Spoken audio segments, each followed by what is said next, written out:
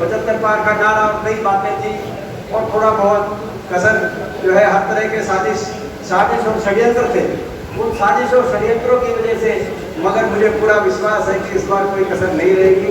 हमारे भाई जगेल सिंह जी, हमारे सुरेंद्र वधवा जी पहुँच गए, पूर्व विधायक नरेश सेठवार जी आज के हमारे कार्यक्रम के मेजबान और आपके सुख दुख के साथी और यहाँ के संघर्ष, हर तरीके के विकास के, हर वर्ग के संघर्ष में कंधे से कंधा मिलाकर इस इलाके के किसान, गरीब, नौजवान के साथ संघर्ष करने वाले हमारे पूर्व CPS सुधाकर विश्वासपात हमारे प्रहलाद सिंह गिराखेड़ा जी, हमारे व्यापार मंडल के प्रदेश अध्यक्ष और कांग्रेस के एक मजबूत स्तंभ, प्रदेश कांग्रेस के एक मजबूत स्तंभ और सिरसा के हमारे प्रभारी भजन दास गर्ग जी, हमारे अभी नव चयनित जो हमारे चेयरमैन हैं रतिया से, हमारे भाई कालू खन्ना जी, आज जो हमारे को जो आज जिन्होंने पार्टी ज्वाइन करी है और उनका मैं बहुत बहुत अंकल का स्वागत करता हूँ। अंकल जी ने जो आज आपका आशीर्वाद दिया है। हमारे आदरणीय जुगलाल गुटेजा जी जो पूर्व चेयरमैन नगर पालिका फतेहाबाद के हैं और कल पूरे परिवार से मैं मिला, जो है भाई दीपू से और भाई जो है पूरे परिवार से है भाई रवि से और भाई दीपू से मैं मिला तो पूरा परिवार से मिला और अपने आज साथ आए हैं। मैं बहुत बहुत पूरा स्वागत करता हूँ। दीपू को बता रहा था कि घर में मेरे को भी दीपू कहते हैं, तेरा नाम बड़ा अच्छा, बोला क्यों नहीं, मैं घर में मेरे को भी दीपू कहते हैं। तो कहने का मतलब आज बहुत बहुत हेमंत जी का स्वागत करते हैं, जुगलाल जी का और बहुत से साथी जो साथ आए हैं। मैं आज बहुत से लोगों ने ज्वाइन करी, एक का नाम अगर लेंगे तो पहले सारे नाम हरियाणा जी ने पढ़े, मैं भी अगर नाम लूँगा तो उतना ही समय लगेगा। तो मैं सभी का मान सम्मान करते हुए, सभी का स्वागत करते हुए आप लोग आए हैं और आपका आशीर्वाद मिला है। मैं ये विश्वास दिलाता हूँ कि आपका आशीर्वाद रंग लेके आएगा, हरियाणा में बदलाव लेके आएगा और आपका मान सम्मान आज आपने जो कंधे से कंधा मिला के जो साथ दिया है, समय आने पे आपसे कंधा से कंधा मिला के हम साथ देंगे। और हमारे गुरवर सिंह जी, श्री गोपाल चौधरी जी, भजनलाल माजरा जी, बार के हमारे प्रधान एडवोकेट नरेश सोनी जी, पूर्व प्रधान बार के हमारे भाई एडवोकेट विनय शर्मा जी, डॉक्टर मुख्तार सदर जी, भूपेंद्र कासनिया जी, हमारे जिला के पूर्व अध्यक्ष, उनका नाम पहले लेना चाहिए था, मेरी कहीं ना कहीं ये चूक हुई है लिखने वाले से, लेकिन मैं उसको करेक्ट करने का काम करता हूँ। जिला के जो पूर्व जिला अध्यक्ष भी रहे और जो हुडा साहब के और मेरे विश्वास पात्र साथी हमारे भाई रणधीर सिंह जी, सरदार रणधीर सिंह जी, उनका बहुत स्वागत, हनुमान वर्मा जी, सभी पिता तुल्य बुजुर्ग नौजवान साथी, हमारे भाई पापा भोलेनाथ जी, हमारे भाई योगेंद्र सिवाग जी, जो हमारे गोरखपुर के और भी बहुत से साथी, और हमारे कोई भी अगर हमारी मैं उषा दिया जी, हमारी मैडम उषा दिया जी, और भी कोई अगर सारा यहाँ पे परिवार यहाँ पे बैठा है, सभी पिता तुल्य बुजुर्ग नौजवान साथी, जो अंदर ने कही तो सही बात कही कि मेरी मतलब सवाल रखेगा कि मेरी बात ठीक कर दी हो, तो भाई किसी का नाम रह गया हो तो जो प्रेस में नोट जाए वो आपने लिखवाओगे, प्रेस में नोट जाए उसमें सबका नाम लिख दियो, मेरा नाम रह गया तो यहाँ पे सारे ताकि किसी का नाम रह नहीं सकता है। आज कोई भाषण या कोई लंबी कोई इस तरह का कोई सभा का प्रोग्राम नहीं है, क्योंकि आज हमारे कई सिरसा जिले के अंदर प्रोग्राम है। आज तो सुबह ये फैसला हुआ 2-3 दिन पहले कि भाई ज्वाइनिंग गुटेजा जी की बहुत महत्वपूर्ण ज्वाइनिंग है, इसमें 5 मिनट की ज्वाइनिंग, लेकिन 2 दिन पहले के फैसले के तो 1 दिन का बीच में समय था, मगर एक इतनी बड़ी सभा में इतनी बड़ी सभा मैं आप सबका बहुत बहुत धन्यवाद करता हूँ कि ये संकेत है। आज की जो संख्या यहाँ पर जिन लोगों ने ज्वाइन करी और जो जिस संख्या में आप एक दिन के यहाँ पे आप यहाँ पहुँचे हैं, वो संकेत इस बात का है कि हरियाणा प्रदेश के अंदर बदलाव की और परिवर्तन की लहर हरियाणा प्रदेश के एक कोने से दूसरे कोने में चल रही है। बीजेपी जेजेपी की सरकार जा रही है और हुडा सरकार आ गई।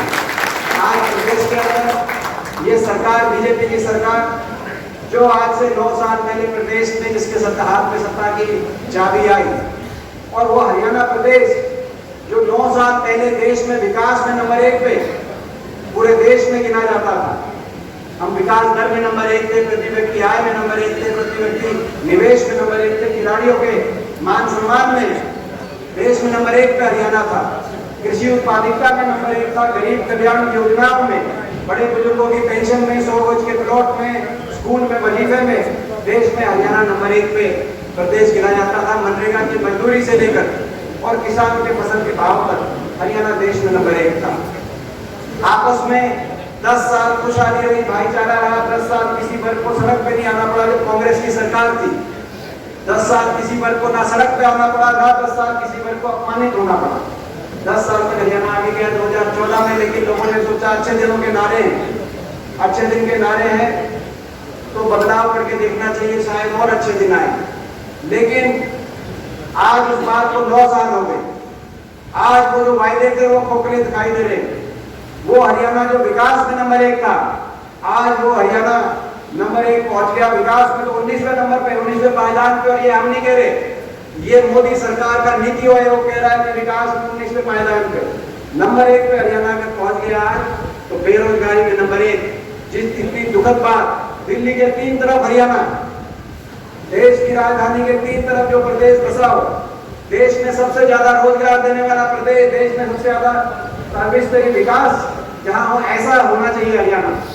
देश में सबसे ज्यादा रोजगार दिया सृजन हो हरियाणा में, ऐसा हरियाणा होने की संभावना। लेकिन वो प्रदेश आज खट्टर दुष्यंत सरकार में बेरोजगारी में नंबर 1, क्योंकि ना तो एक उद्योग लगे, ना निवेश हुआ, ना प्राइवेट के अंदर रोजगार, और ना ही सरकारी नौकरी। सरकारी नौकरी तो या तो समाप्त की जा रही है, 2 लाख के करीब पद या रिक्त पड़े हैं या समाप्त कर दिए गए। 9 साल से शिक्षकों की भर्ती नहीं, या समाप्त की जा रही है या कच्चे में परिवर्तित की जा रही है।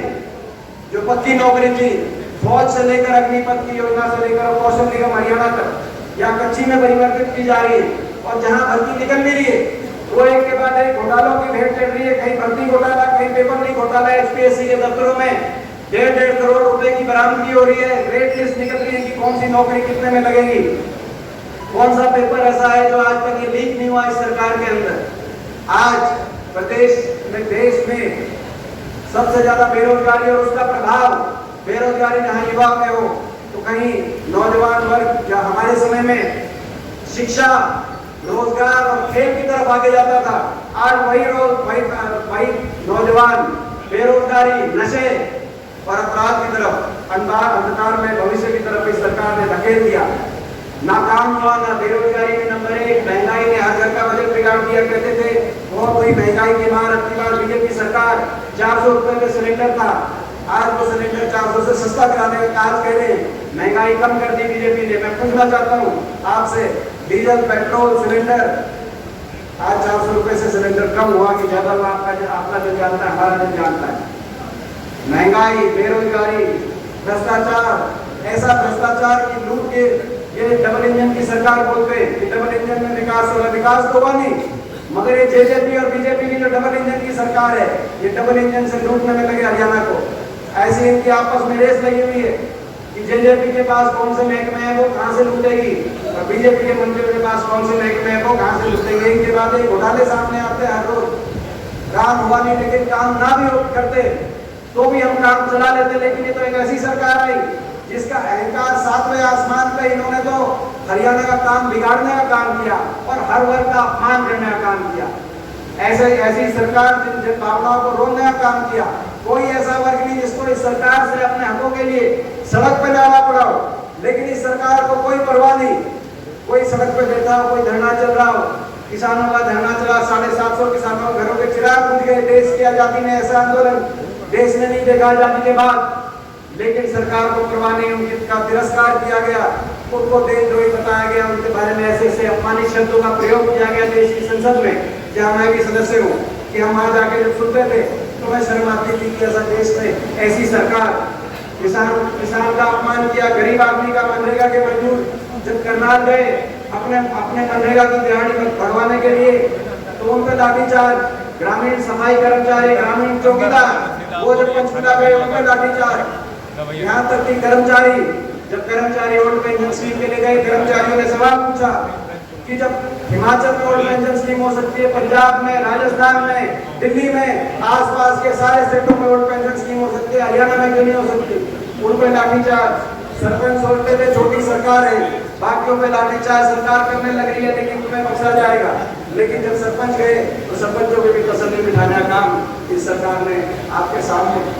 हर वर्ग का आज खिलाड़ी बैठे, हमारी बेटियां बैठी हैं, हमारी बेटियां बैठी हैं, हमारे देश के खिलाड़ी बैठे, जिन पे गर्व था, जिनके साथ भाग भाग के बीजेपी वाले फोटो खिंचवाते थे जब वो मेडल लेके आते थे।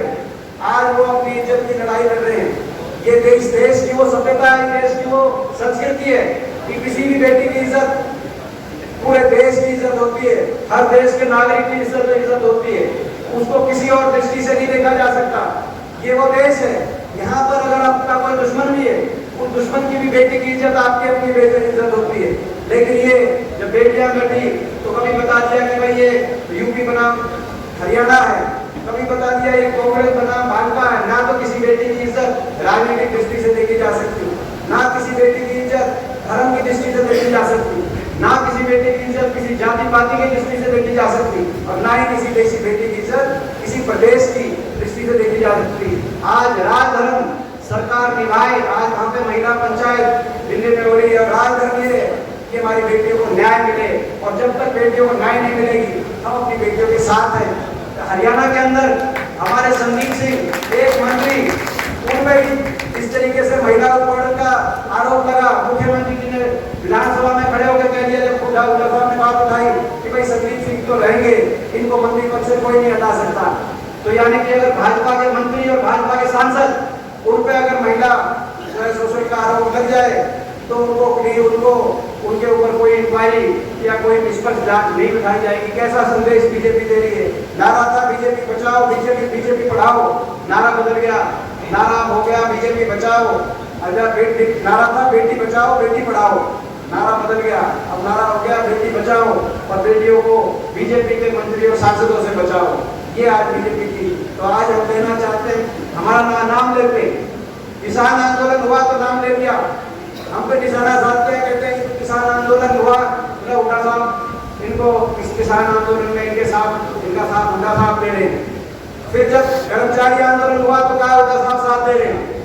जब सरपंच बैठे तो सरकार के भाई साथ दे रहे हैं। जब युवा सड़क पे निकला भर्ती घोटाले में तो कहा दीपेंद्र ने भड़का रखे। आज खिलाड़ी बैठे तो खिलाड़ी और बेटियां बैठी है तो कह रहे दीपेंद्र इनका साथ दे रहे। मैं कहना चाहता हूँ सरकार से, हाँ हम ये जो आप बात करते हैं इन आरोपों को स्वीकार करते हैं। कोई भी वर्ग अपने हकों की लड़ाई लड़ेगा, उनका हम साथ दे रहे हैं, साथ देंगे। आप न्याय करने की आपकी जिम्मेदारी। तो आज ये हरियाणा के अंदर बदलाव की जो लहर चल रही है, मैं आप सबसे पूछना चाहता हूँ, इस बदलाव की लहर में हरियाणा में जो परिवर्तन 1 साल के बाद होने जा रहा है, इस परिवर्तन में फतेहाबाद कहीं किसी से पीछे तो नहीं रह जाएगा। मैं आप सबसे पूछना चाहता हूँ, मैं बधाई देता हूँ। पीछे जब विपक्ष आपके समक्ष प्रोग्राम हुआ तो आप सबने बड़ी उसमें बहुत मेहनत की।